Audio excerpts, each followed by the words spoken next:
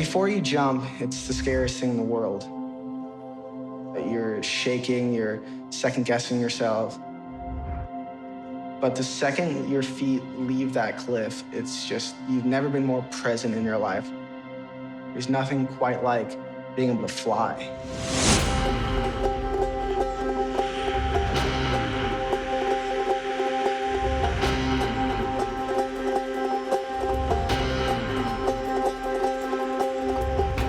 When you have a wingsuit on and you're flying next to a mountain, you can feel how fast you are. You feel like you're Superman. I mean, the closest thing I could resemble it to is imagine if you got superpowers and you could fly wherever you wanted. It feels exactly like that, like you have superpowers.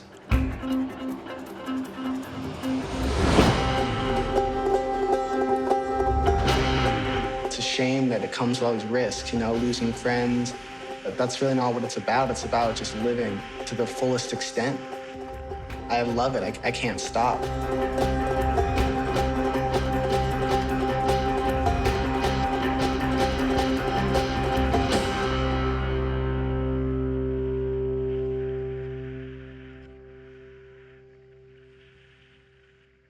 Okay, and just put your hands up. Are you rolling in? Yeah. Put your hands up in front of your face, Johnny, and clap once. Thank you. So, Johnny, just introduce yourself. Who are you? Where do you live? And what do you do? My name is Johnny Strange. I live in Los Angeles, California, and I'm a wingsuit base jumper. So, how long have you been doing this? I've been wingsuit flying and base jumping since I was a teenager. I'm 23 years old now, and this will be my 6th season base jumping. Talk a little bit about the mythology around CB6. Being a base jumper, a lot of people have a negative image of the sport because of all the deaths and all the injuries. And one study found the average life expectancy of a base jumper is 6 years before they quit, or even worse, get killed. So this being my 6th season, I think has my family a little nervous and people a little nervous, but I've never met somebody in the sport who has a death wish. It's all about science. To me, I love the science, and I love that I have complete control. People may not like what I do, but the parachute doesn't just malfunction. It's human error that gets people killed. And I want to do it until, I'm 90 years old. He was always kind of a danger to himself because he just wasn't afraid. When he was 2, in my bedroom, he jumped off the chair, hit the bed frame, called the paramedics, they came, and we ended up just driving him to the hospital ourselves. They put us in a room, there was a gurney, he's always running around the gurney, and he trips and falls, hits the bottom of the gurney, gets another thing, blood is spewing out of his head, and I'm screaming, and they come and they're like, okay, fine, we're gonna see you right now, because they wanted us out of their hospital. 8 days later, he jumps off a chair in the living room, basically saying he can fly again, hits the bottom of the door frame of the door, another big gash in his head. We go to the hospital, and it was the same hospital staff, and I just said, they're gonna report us to child services, and at that moment I thought, oh my God, no, I can't. What am I supposed to do with this kid? This is the gnarliest thing I've seen in a while.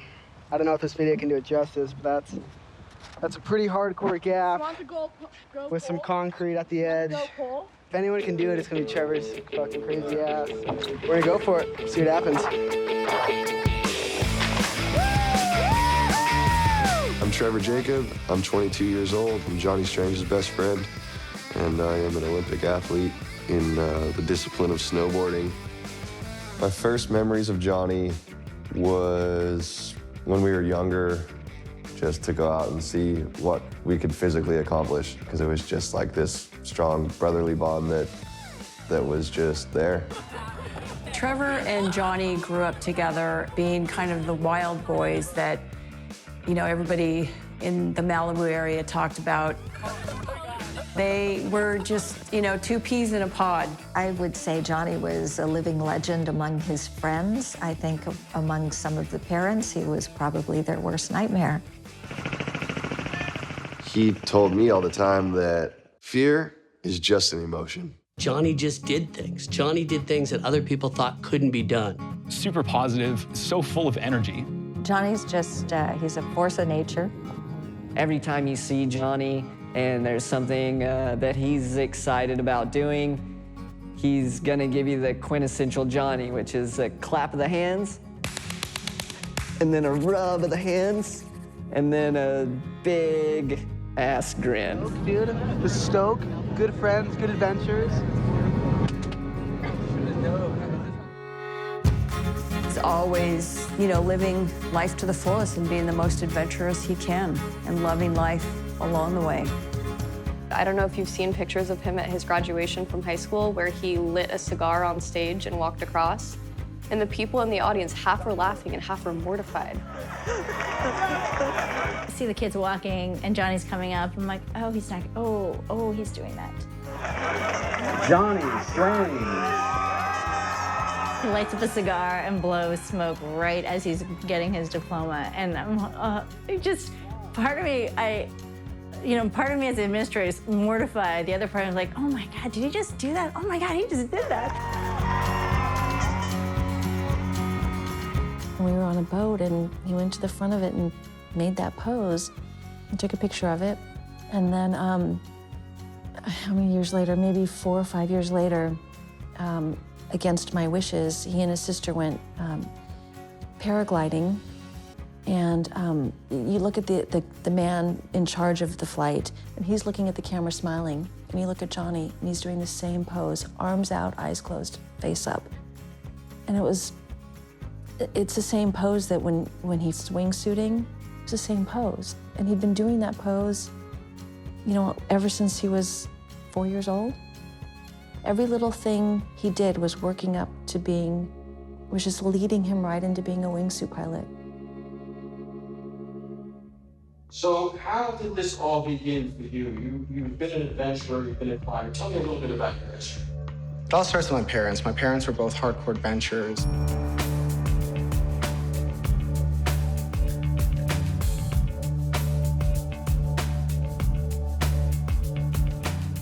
I think Johnny definitely comes by this very naturally. Obviously, his parents are risk takers and they're adventurous and they are full of passion. Johnny embodies probably the most extreme of both of them. When I was 12, I climbed the tallest mountain in Antarctica, and the youngest person to do that was 23. So I broke that record by a bunch of years, and it caused a bunch of drama in the climbing community. And I kept climbing and climbing, and by the time I was 17, I climbed the tallest mountain on every continent. Earlier this month, my next guest climbed to the top of Mount Everest to become the youngest person in the world to have scaled the highest peaks on each continent. Please welcome 17-year-old Johnny Strange.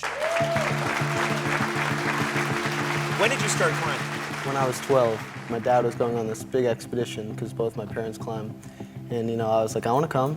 It's crazy to me because I would not go with my father to the dry cleaners, when I was 15. The first mountain we climbed in Vincent was just, here's a trip, son, let's do it together and see what happens.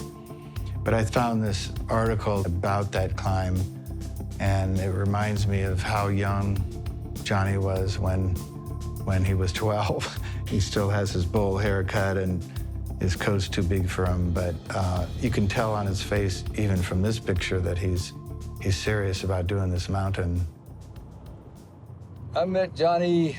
He's joined our Vincent climb, which is the highest mountain in Antarctica. And I was pretty amazed. He was a young man. I mean, he was 12 years old when I met him. The feeling amongst the team members was that, oh, we got a kid on the group. No, this is gonna be a drag. But Johnny proved pretty quickly that he could carry his own load and he could hold his own in a conversation with any one of those guys. He turned 13 on that trip, and I had given him an ice axe for his birthday. But ice axe crampons clipped in, there are crevasses, it's freezing down there. It's only when you look back and realize, gosh, he was so little. But he was just always so sure and competent and confident that it never seemed like a wrong decision. It's 40 below. That summit's one of the coldest summits there are on Earth. I think probably the coldest place on Earth in the wintertime. I remember a guy talking to me on that climb saying, boy, has your son ever climbed before? And I said, no, this is his first mountain. He said, boy, he's super strong. Johnny marched right up that thing as a 12-year-old, like it was nothing. And then somehow Johnny started focusing on, I want to climb the 7 summits. I want to be the youngest to do them. Right now, there's a few other people trying to do that.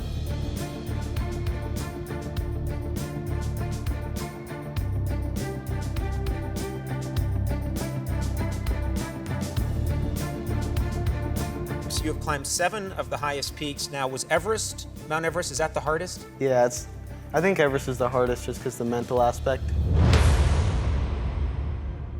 You know, I just remember the media exploding, and it was a really big deal, and it was really exciting for all of us to see, because here's this kid that we all love and grew up around, and there he is, you know, making his dreams come true and accomplishing all these big things that no one in the world has ever done before. On the climb to Everest, you go through various villages, most of which have monasteries in them and monks that have lived in those mountains for thousands of years. Johnny had a big affection for the monks and their practice and their dedication to a lifestyle. And he'd spent some time in Bhutan in the Himalayas and skateboarded with some monks, some children who went to the monastery, and they'd never seen a skateboard before, and he taught them how to skate. Johnny, in particular, was very attuned to the locals and the feeling of being in the mountains. And there's pictures of us being blessed by the monks before we climbed, just for good intentions and also for safety. There was a lot of sort of undertones of people saying, that's too dangerous, what are you doing with your son on Everest? And I respect that, I understand that, and I had concerns too, but his desire was so strong to be there. And so I felt if you took a sensible approach to it and you didn't try to go outside of your abilities, that you can make it relatively safe. But there's no guarantee. There's aspects of this Mount Everest climb that I want to go over with you. You have to put there's a ladder that you have to lay out over the gorge, but it's changing and shifting every day. Is that correct? Yeah, so, you know, that ladder was there in that picture, but a few days later it wasn't, because like an avalanche, you know, took it out or it opens.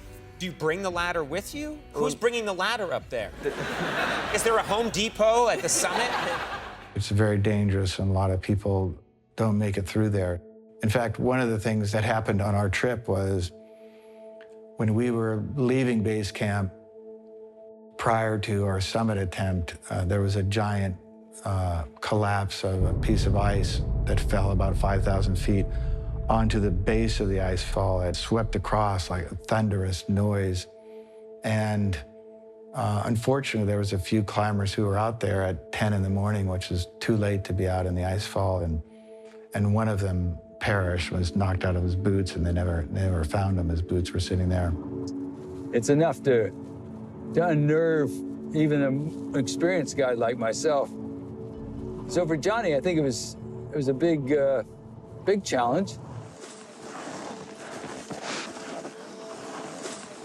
When we summited Everest, it was just the most incredible day. It was beautiful, completely clear, which isn't always the case. And you can just see mountains as far as you can see, and you just know that you're at the highest place in the world. It was really magnificent. He wasn't just climbing mountains to set records. He was climbing them to bring awareness to his favorite causes. People can think, well, this kid was just, you know, very privileged, and I don't think he looked at it that way at all. I mean, he understood how fortunate he was, but he wanted to bring awareness and do something good for the world. I had moved away, and I had come back when I was 16 or 17, and this was just right around the time he was completing the 7 summits and climbing Everest. He had just climbed Everest. He was looking into swim the English Channel. And I knew he was back in Malibu. And so when I had come back here, it was pretty much just waiting to happen.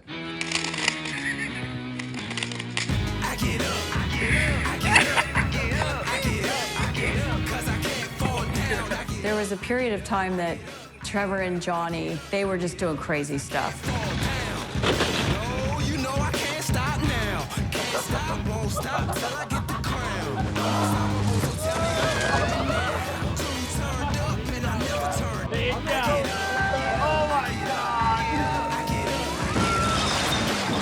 Trevor and Johnny were, during this jackass stage that they grew up in, were really kind of looking for notoriety. They just, were making these videos for their friends and trying to get that notoriety.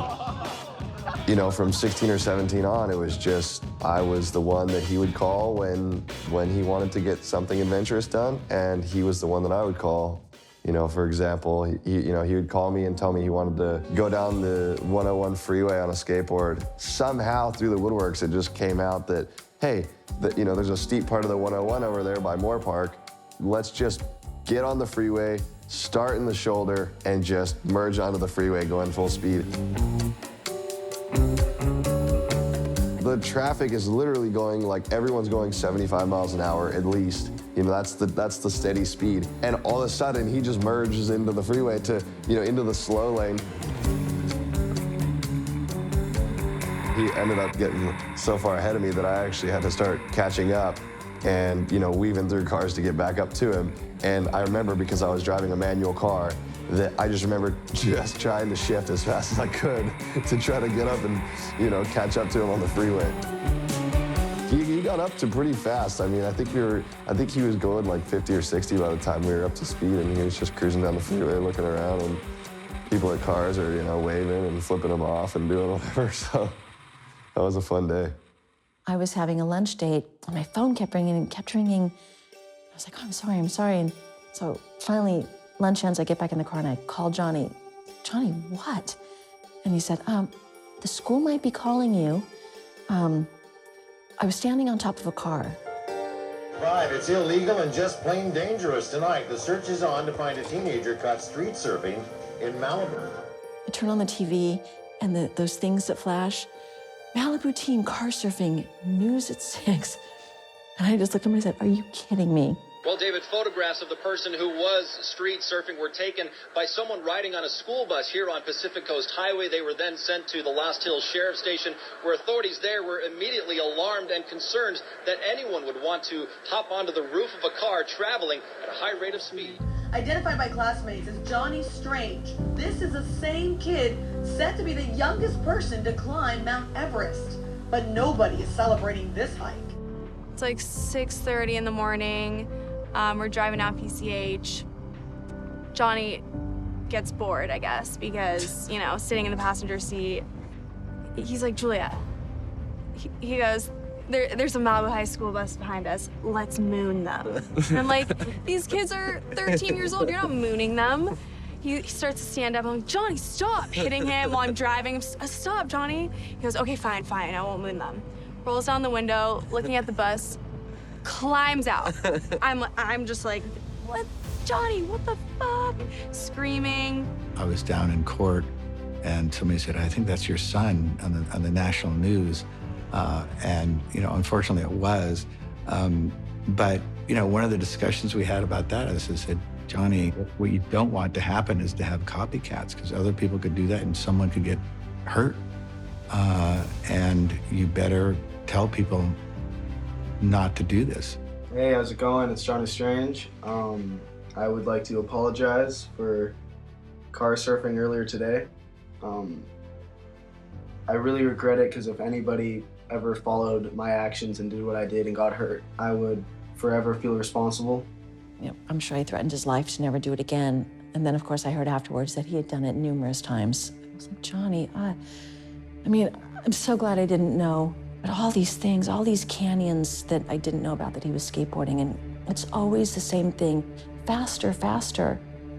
And then it just hit me that this kid couldn't get enough speed. All right, here we are, Malibu, California, Canyon Road. pretty sunset. But we're not in Malibu for the sunset. We're here because that guy is about to break the world record on a skateboard. Filming. I'm filming. All right. Shadow from the darkness, rising up again. Never knew it can be so cold. Fire underneath my skin. Can you hear the storms coming? I'm a silver and blooded.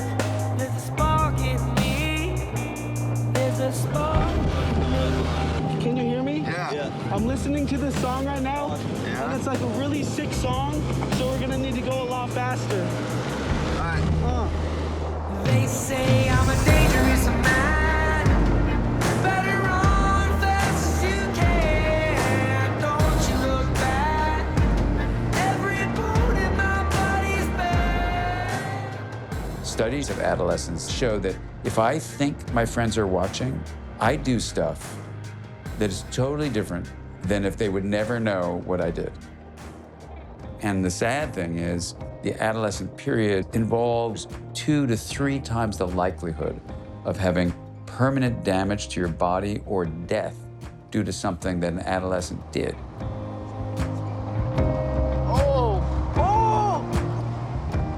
When you have this feeling inside of you that gives you a feeling of being alive, we call that sensation, among other things, awe. Because awe is such an important emotion, there may be individuals that only get awe with risk-taking. Let's go. Let's go right now. Those individuals need to realize that it comes with a potential price. They say I'm a dangerous man. Oh, shit. Slow down quick, You all right? Are you okay? Oh, shit.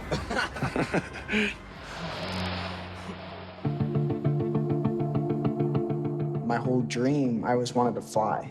So when I was 18, I left everything behind and moved to Las Vegas because I heard there's base jumpers there, and I learned everything I could about base jumping and wingsuit flying. It was that golden minute of turning 18, and he could jump. He didn't need mountaineering anymore because you could be 12 and climb a mountain, but you had to be 18 to put on a parachute and jump out of an airplane. When Johnny first came to Vegas, he definitely had a goal in mind. He walks into the drop zone and basically says that he knows a mutual friend and that he wants to learn to base jump. He cut right to the chase. There was no hem-hawing around or trying to get to know each other, anything like that. He was like, this is what I want to do. Can you help me do it? And this mutual friend of ours says, you're the guy that can help me. Parachute was built in 1980. I hope it still works. Check it. When it comes to learning base jumping, there's opinion upon opinion upon opinion on how it's supposed to be done. Basically, you are trying to mitigate as much risk as you can by learning all the fundamentals to jumping leading into wingsuit base jumping. Number one is you learn how to skydive. As an 18-year-old, Johnny was incredibly talented physically. He was incredibly body aware, which helped him progress really quickly in skydiving. You could tell he had this idea and that he was ready to get it done. After you learn to skydive, then at that point, you're gonna learn to base jump. So you're gonna go huck yourself off a safe object, which we would consider like a bridge or even a hot air balloon. With the base jumping thing, I didn't know how dangerous it was, and I didn't push it. And he started to talk about how dangerous it was and would try to show me the videos, and I never would watch them. I couldn't. All right, yeah, I'm ready. Out of here.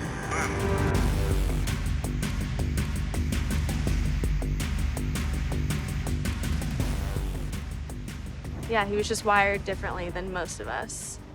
You got high on life, just high on adrenaline, maybe you'd call it. But the thing was, for him to get that feeling of adrenaline rush or just fun was 10 steps over past the line. Yeah. And once he accomplished something, He had to take it. he would go to the next level. There's It's never a like, stopping okay, cool. point. I did that, and now I'm gonna try this next time. Did you see that one video where he's on the needle in Vegas or whatever that is? Oh, yeah, that thing- was so crazy. the radio tower. He's just climbing up a radio tower and All by himself. like Oh he climbed up it at like 4 in the morning, and then the sun's coming up, and he's finally at the top like a couple hours later. You guys need a picture. It's a ladder that's like however tall, like 1,200 feet, just straight up, just a ladder. And he just spent all morning just climbing up it. And he finally gets to the top, and it's sunny out already, and he jumps off.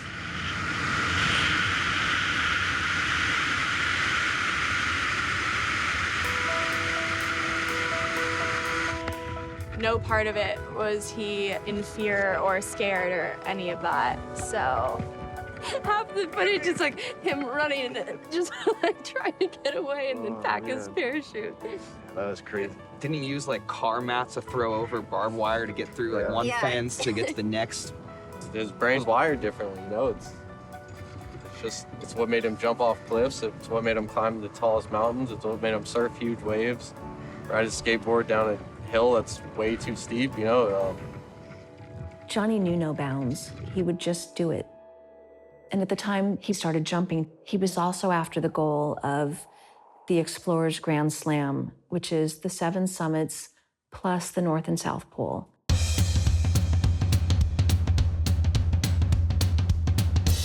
So Johnny went to the South Pole. It is incredibly cold down there, but Johnny being Johnny,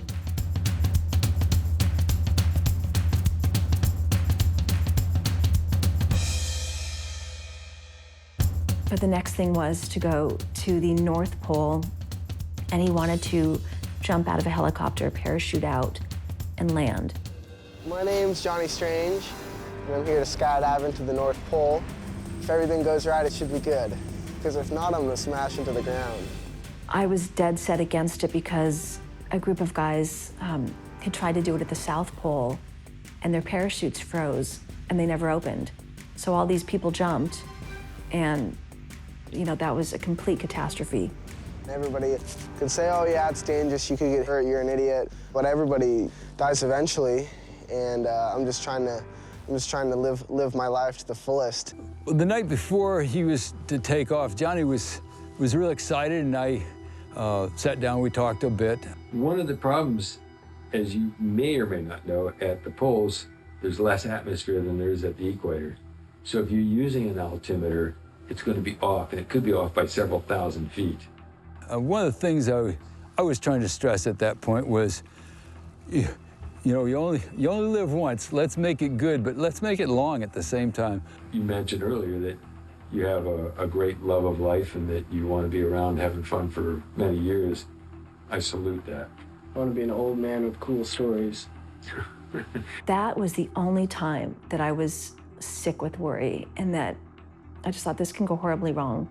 He had 2 paraguides, if you will, Russian Soviet paraguides, who was also going to jump with him, make sure everything worked out all right. They had told him, don't do any funny stuff coming out of the helicopter. You know, it probably gave those guys a heart attack when they saw him do the backflip out the door. So I had my cell phone with me, and I knew he was going to jump in an hour. And I thought, for the next hour, you know, I'm the mother of a son. I'm the mother of a son. How am I going to feel in an hour if I'm not?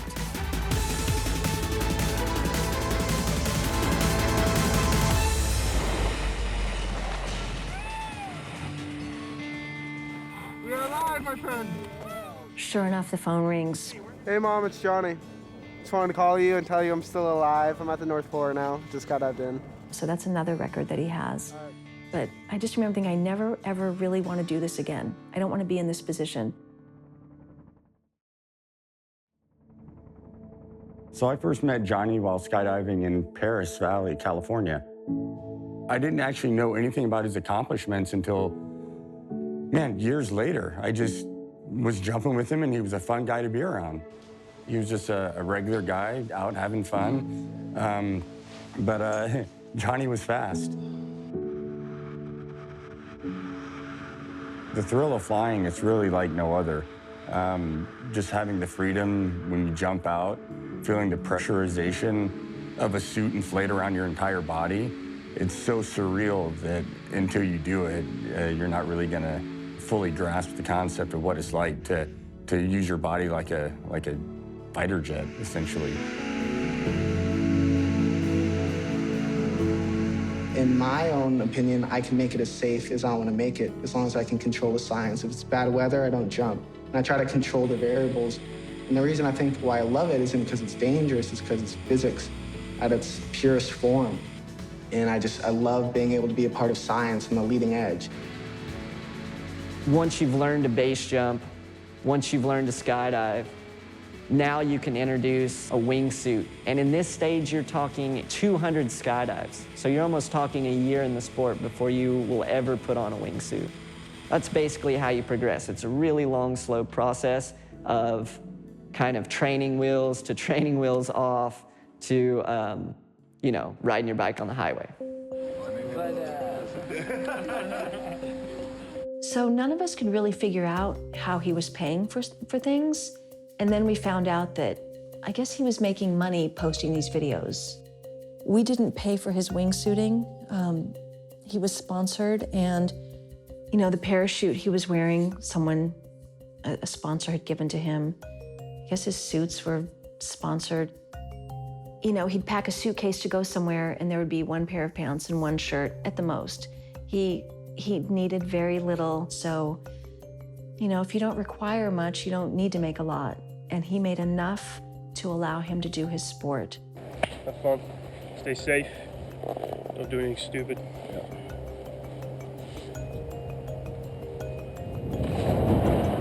Johnny's introduction to the sport started off slow and proper.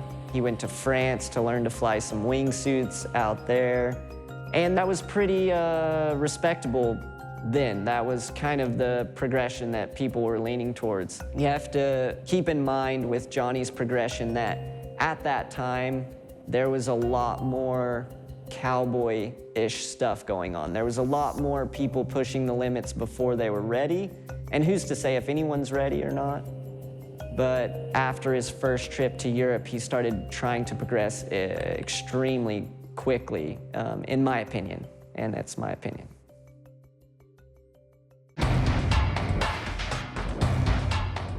In this sport, there's just no room for error. Like, no one can be 100% of the time.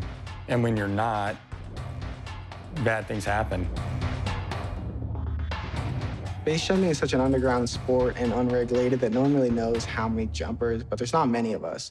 So say if there's like 2,000 people who base jump, maybe there's, less than 1,000 people who wingsuit base jump. And out of the people who wingsuit base jump, say maybe there's less than 200 or less than 100 who fly proximity. And out of the people who fly proximity, there's not very many people who fly lines. So you're flying really close the whole time. And that's where it gets super dangerous and super high level. And that's like the 1% of the 1%. If you're proximity flying, that's what's going to give you that sense of speed. Proximity flying is when you're flying in close proximity to terrain, trees, rocks. You can fly them as fast as 200 miles an hour overall speed.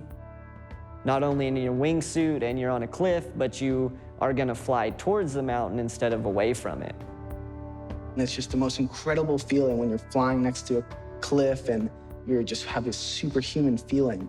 And for that, whatever minute flight, there's just nothing else in life matters just besides this moment. You're truly present. It's the best feeling in the world. We talked about the danger in base jumping all the time. In fact, I think it mostly got brought up because he would be intrigued by somebody that got hurt or died. Or I would bring it up, watching his footage going like, dude, this is way too close like to the edge, basically, like, you know, I don't know. It just seemed like. It would be interesting, honestly, to look into the brain chemistry of base jumpers and daredevils like that, because there must be something different. I, for one, would never, and the majority of people would never. There has to be something. Preliminary studies suggest that the reward circuit, which is a vertically distributed circuit, is mediated by a substance called dopamine. When dopamine is released, the feeling inside of you is like this: that was meaningful. I'm gonna do that again. But for some people, what really secretes dopamine is novelty. And for them, what the novelty is danger. It's really about, I've pushed this thing to the edge. And for some people, they really need to do something near the edge of death. This is video of local base jumper Fernando Gonçalves diving off a cliff in Brazil. And the very next day, he was killed making a similar jump. An American base jumper plunges to his death in Turkey. A tragic end to a newlyweds day of base jumping. The extreme sports superstar was killed Saturday while trying a dangerous jump in Yosemite National Park. You know, there's been almost 50 people died flying wingsuits off cliffs in the last 18 months. Johnny would always text me when somebody died or got hurt base jumping, just because I think it would remind himself, you know, of the risks. And I also think that maybe he was warning his loved ones how dangerous it is. Johnny would talk to me about base jumping all the time, to a point where I ended up learning the equipment that you use for base jumping, the sponsors for base jumping, the places where you can base jump. So I was on board with sort of everything he did, and there wasn't a day that I wasn't behind him. But Johnny did talk about the dangers of it because he was fixated on this list. So what are we seeing here? This is a list of everyone who's passed base jumping. But this is from, you know, the beginning of base jumping all to now. Every death that's happened base jumping. And what do you see when you click on one of those things? You know, so you click it, and this one just happened, so it's updating, but it shows, you know, nationality, where he died, how he died. These are all pretty recent. I mean, this is last week, you know, July 24th, July 21st, July 21st, July 10th, July 4th, July 3rd. So that's all this month. And there are people who died in those days. Yep.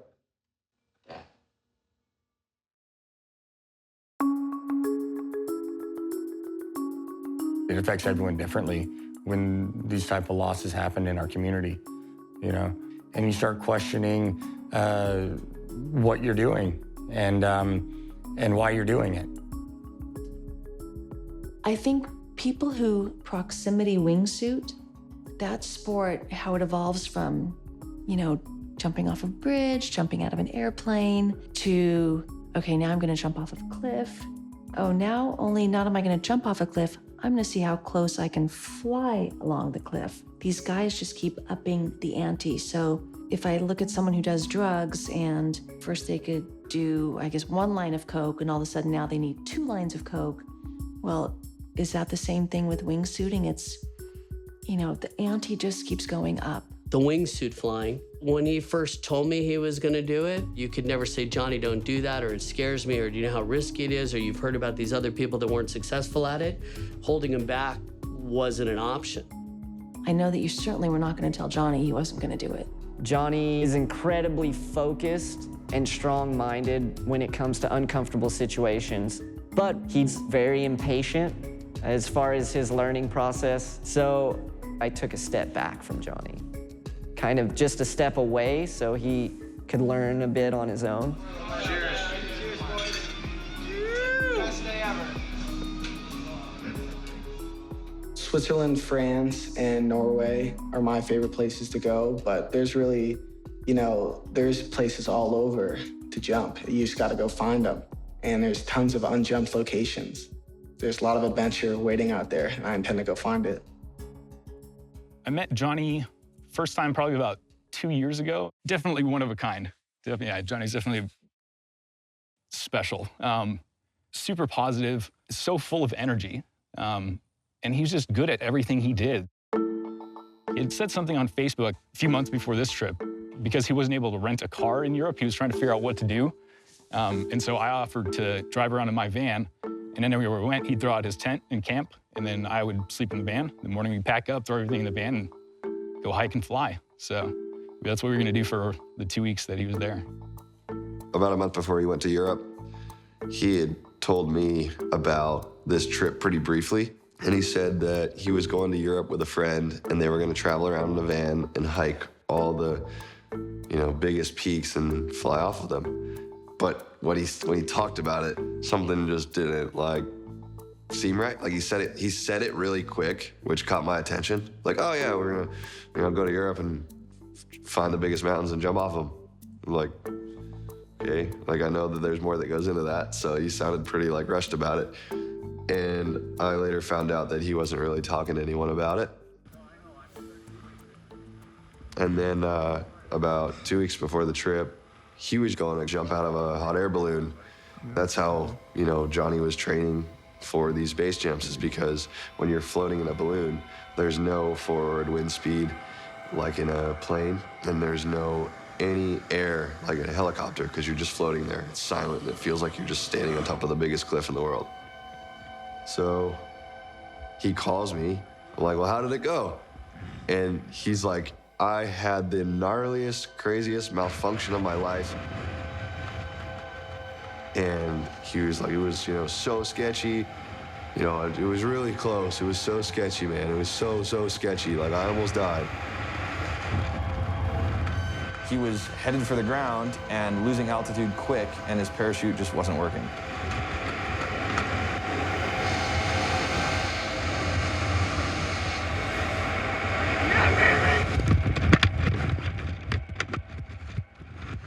And he's telling me all about what had happened, and you know, and it was such a close call, and you know, and this was about 2 weeks before, and then you know, he was driving me up to the train station, and something just didn't seem right.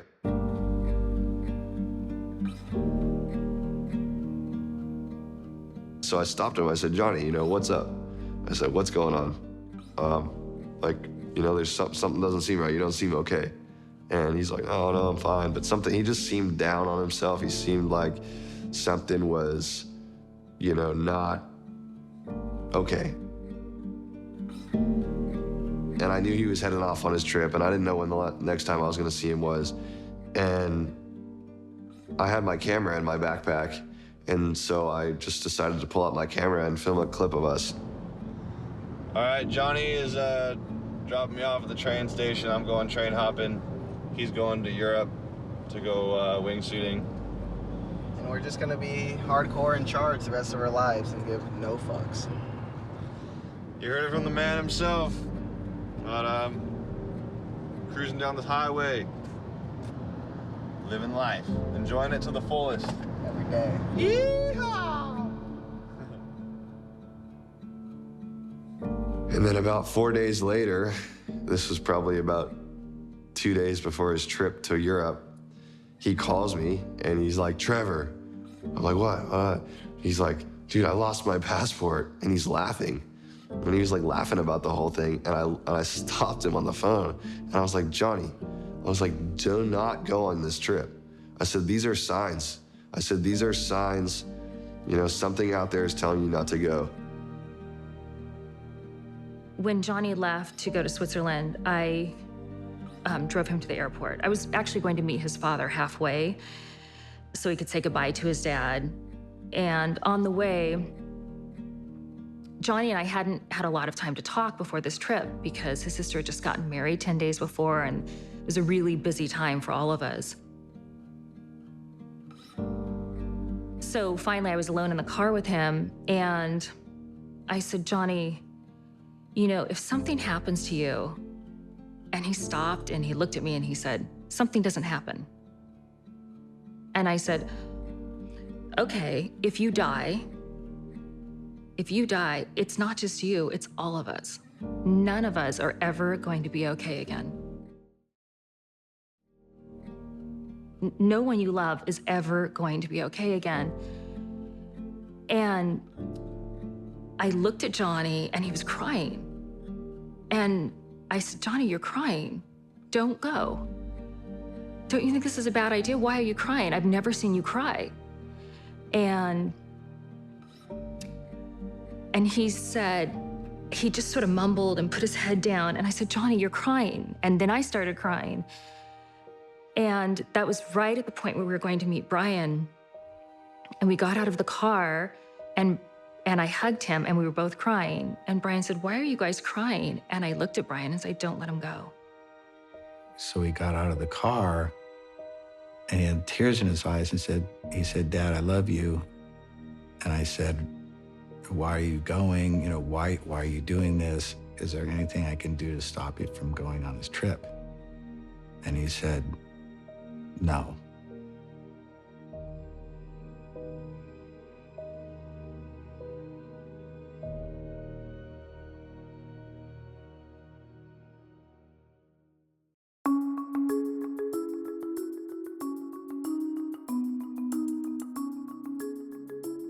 There's a jump in Switzerland. The name of the mountain is Gitchen. It's 2,200 meters. You can fly proximity fly terrain the entire time. Gitchen is, it's a perfect jump. I was planning on meeting up with Johnny at Gitchen. We hadn't jumped together at least in a year at that point, so I was excited to meet up with him. It was already late in the evening by the time we got there, so we were waiting until the next morning to jump.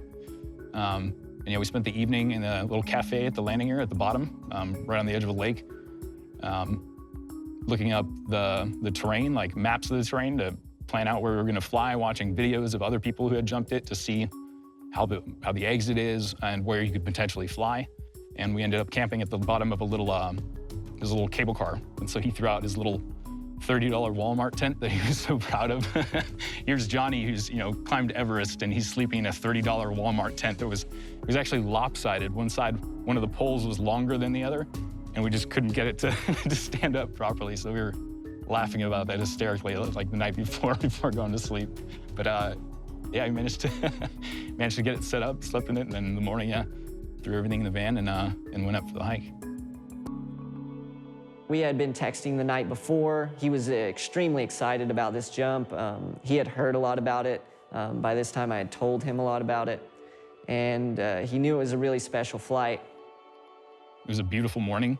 Some puffy little clouds here and there and some stuff hanging on the side of the mountain, but nothing that was gonna stop us from jumping. We always look at weather forecasts the night before, and we saw that it was windy, and that was gonna affect the area of Gitchen. So we changed our plan. We're gonna go to a different jump because of the winds. I texted Johnny saying, hey, our plans have changed. They still planned on going to Gitchen, and they went. Yeah, game time. So we started somewhere around 8:30 or 9 in the morning. There's a little wooden box attached to a cable to bring supplies up and down to the farms on the mountain. That took us up maybe a few hundred feet or so, and the rest of the way you have to hike up.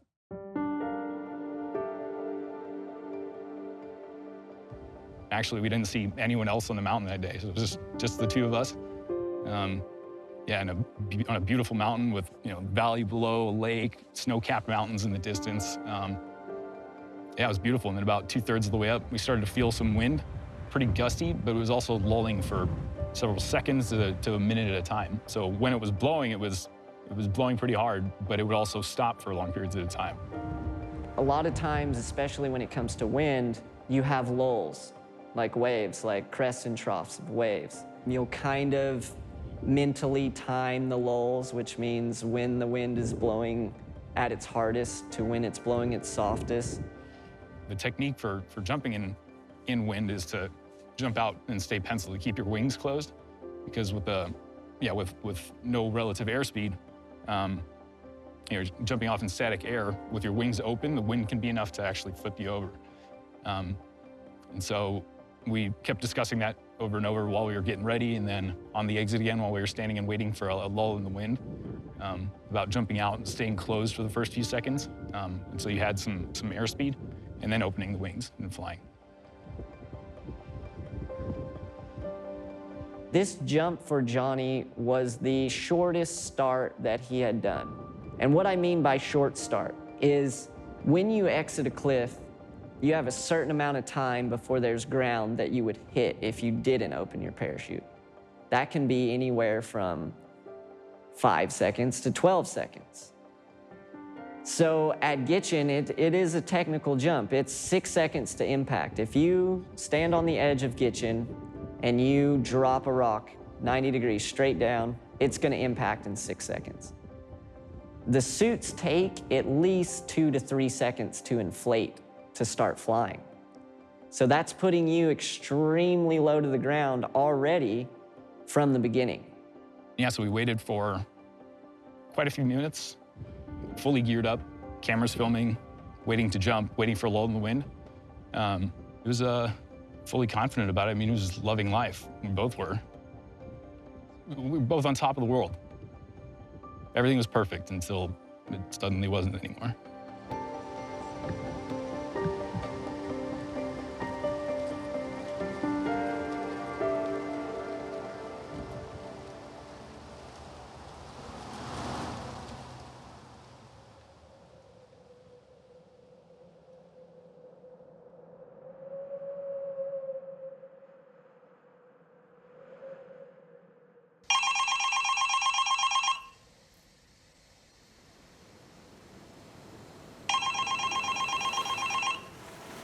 The phone rang, and it was 5:30 in the morning. It was Brian's phone, and he wasn't answering it. And I said, "It's Johnny, answer the phone." And I knew before he answered the phone, I knew before anyone said anything. And when Brian answered the phone, he was doubled over, and I couldn't hear what the person on the other line was saying. But I could tell the person wouldn't say anything besides he's been in an accident. It was 8:30 or 7:30 Salt Lake time. So when I saw my ex-husband's house number on my car screen, and I just kind of knew, and I answered it. Normally, you know, if Brian would probably say hello, and I just said, "What? Why are you calling me at this hour?" And I knew. And I don't know how I got over in the traffic. I mean, flying down the freeway. And I couldn't stop screaming. I couldn't breathe. And thankfully a cop drove by and I flashed my lights, and, you know, this man pulled over, backed his car up, and then he tried to take the keys out of my car. And I said, "No, because you'll disconnect my call." And I don't know what happened after that. I didn't think about Johnny. I thought maybe it was, you know, my family or my dad or whatever. I just didn't know, but I knew that when I was looking at the phone, something was wrong. So I answered it, and it's my brother, and he's just like crying and crying and crying, and he told me, "You know, you want to hear some shitty news?" And I was like, "What's going on?" And he goes, "Johnny died." As soon as I got the news, my first concern was getting to Johnny. I had to go get up with Alex, so we drove straight to meet Alex, and we were planning on identifying the body and all that.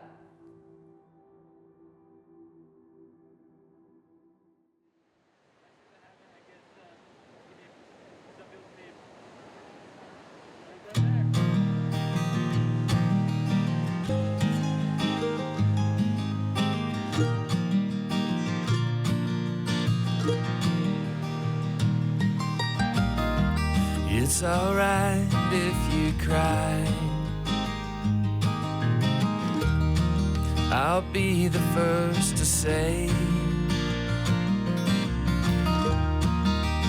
it's just a matter of time till we all get there someday.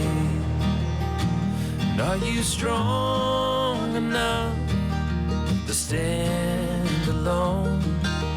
Brace yourself for the worst. And are you walking down a lonely road, waking up alone?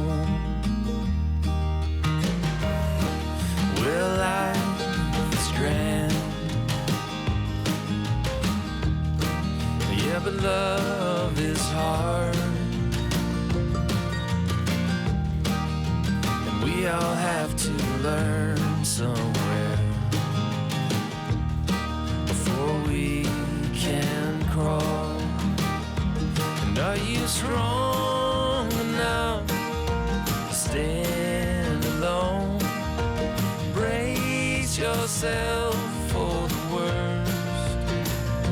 And are you walking down the lonely road, waking up alone? It's nice to finally meet you.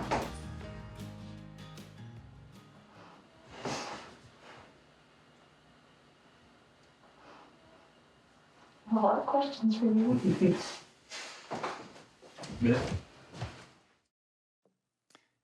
I just wish it was under different circumstances. So tell, one, I want to know his last words, and then I want to know exactly how that flight went. Maybe, you know. He was going to be leading off, so we waited for a lull, and then he asked, all right, ready? I go, yeah, ready, good. All right, and then he gave the countdown, and he jumped off first. As soon as he jumped, I could see he was tilted slightly. That maybe it wasn't going to be a perfect exit. And was that because of wind or just a bad jump? I think just a bad jump, because at that point, like as you're pushing off, he didn't have his wings open, so it wasn't the wind pushing him at that point. As soon as he pushed off, he was tilted slightly to the left.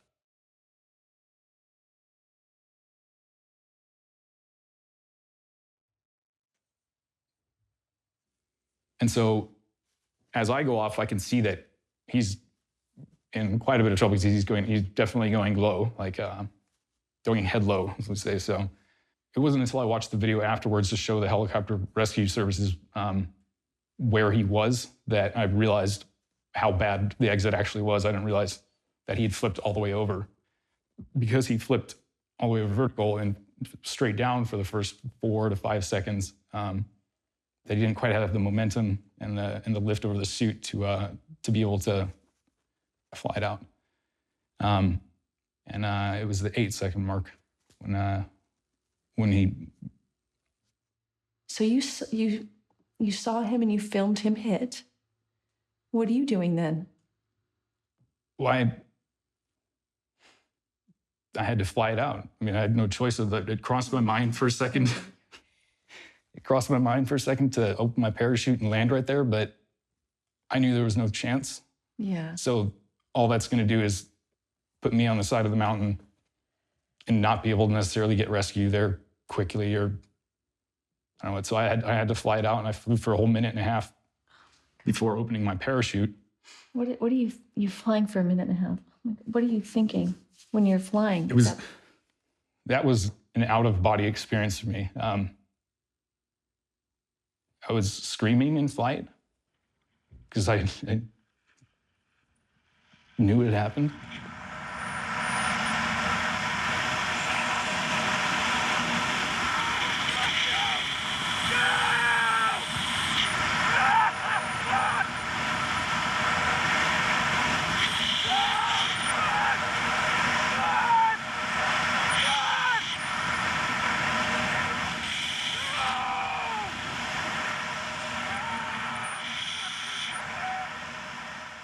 Opened pretty high after a minute and a half of flying.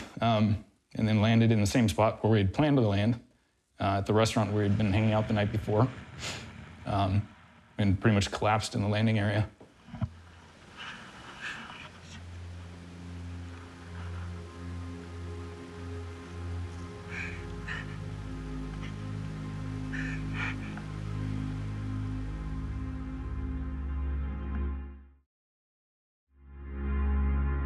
A letter from Johnny. I'm not scared of flying. I'm not scared of dying. I'm scared of loving these people. I'm scared of the day they lose me. I'm scared because I know they'll hurt. I know they'll miss me, and I know they'll think that I didn't care enough about them to stop jumping. That's the worst part. I wish I could make them understand without having them jump. If I had a son of my own, I would pray inside that he never jumped. But once he did, I would know that there is nothing I can possibly do to stop him.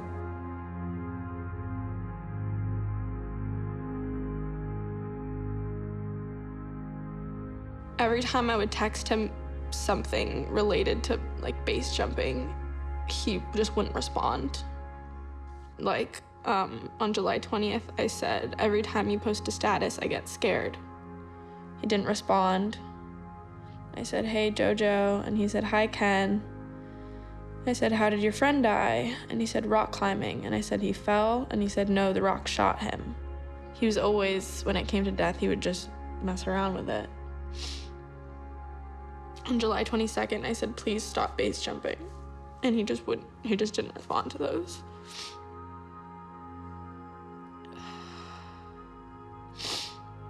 And then he posted somewhere that he was like in Russia, so I thought he was in Russia, and I said, how's Russia? And he said, I'm in Switzerland now. And we always talked about Instagram. I don't even think he followed me on Instagram. And I said, you never like my pics on Insta.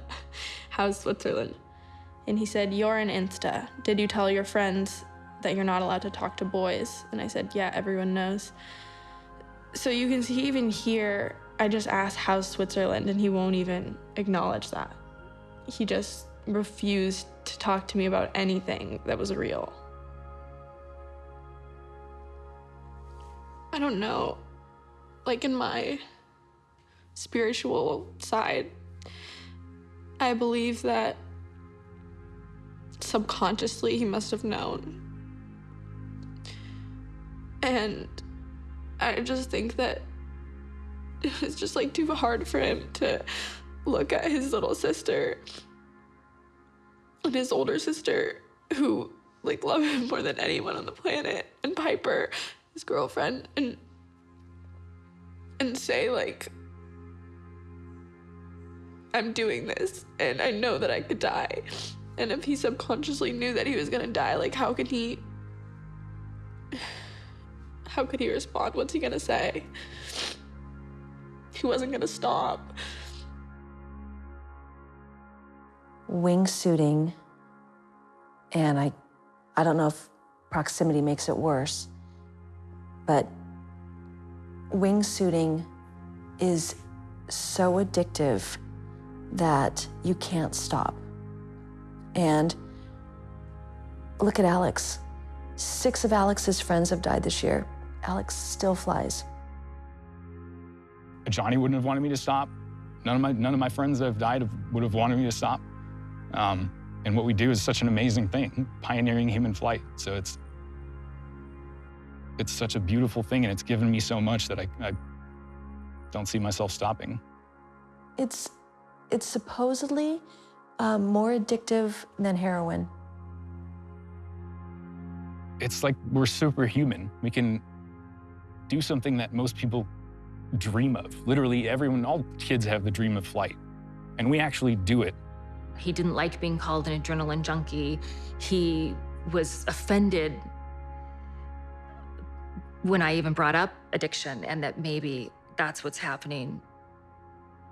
Certainly, he was addicted to that feeling. Absolutely. And there's nothing you can do to stop these people. His conflict was that He must have known it was going to kill him, but he couldn't stop.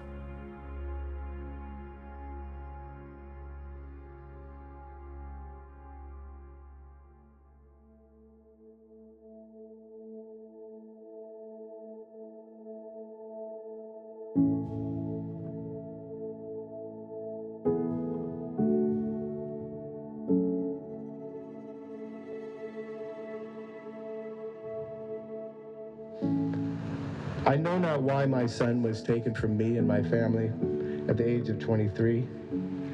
He had so much more to do, so many more fights to take on, and so many more mountains to climb and fly off. But in those 23 years, his spirit, his courage, and his smile touched so many people. People from Antarctica to Russia, from Nepal to Patagonia, from the North Pole to the South Pole. Johnny loved life, and he loved all of you here today. While I am not and would not encourage young people to go wingsuit flying off mountaintops, I do ask that you choose courage over fear, to live a life of adventure, of purpose and passion, and choose a life of love over the love of ease. There are so many things on this planet worth fighting for. We should, like Johnny, believe in the limitlessness of who we are and the possibility of what we can accomplish. I hope that that will be the legacy of Johnny Strange. Thank you.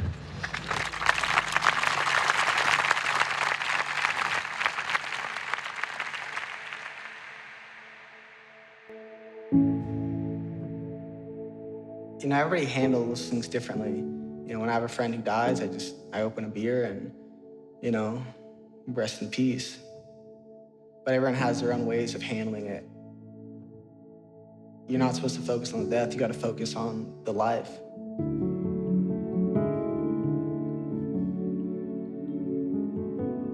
I believe in a higher power, but I have different views on it. I think people get so caught up in religion and who's right and who's wrong.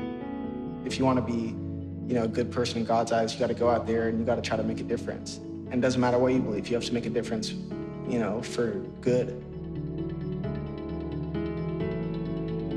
You know, the newspaper articles and everything after Johnny passed away was, you know, Johnny lost his life. Was it worth it to do what he did? And I don't think Johnny could have lived it any other way. So I think when somebody tries to put a value on, you know, was it worth it to jump out of this or take this risk or that risk or to push yourself beyond what may be humanly possible, I think there are certain people that they don't know another way to live. You know, if you don't have some risk in your life, you're not really experiencing life, because life is risky. None of us are going to get out of it alive.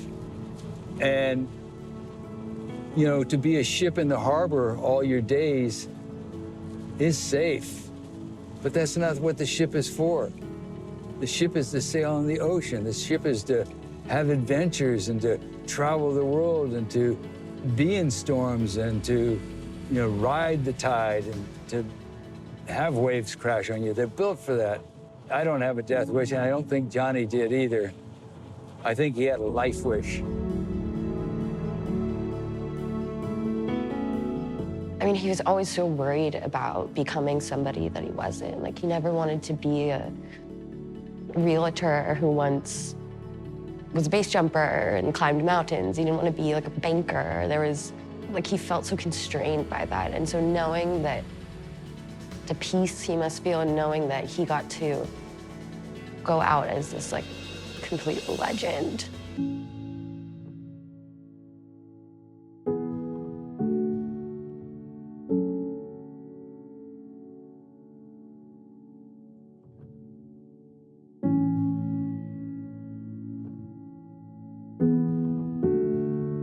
The smile on Johnny's face when he lands, I mean, like, joy was just oozing out of him because he had a good flight.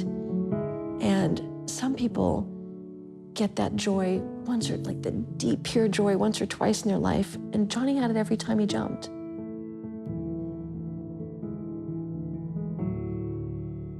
You know, in the end, I think that Johnny lived his life exactly how he wanted to live it. And when he was only 23 when he died, and so I get really sad about that. But ultimately, there's a lot of comments by friends of Johnny saying he lived more in his 23 years than a lot of people do in their lifetime. So I think about him obviously warmly as a son, but I think ultimately that Johnny was Johnny and lived his life to the fullest, and he would have, I think he's happy about that.